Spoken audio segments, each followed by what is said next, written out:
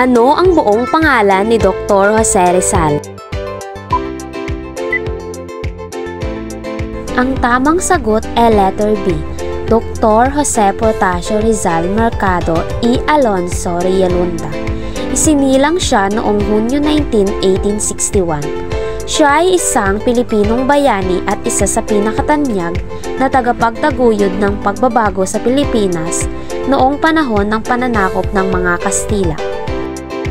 Ano ang dalawang nobelang isinulat ni Dr. Jose Rizal? Ang tamang sagot ay letter A, No Limitang Here at El Filibusterismo. Ito ang dalawang nobelang isinulat ni Dr. Jose Rizal na naglalantad ng pang-aabuso ng mga Kastila sa panahon ng kolonyalismo.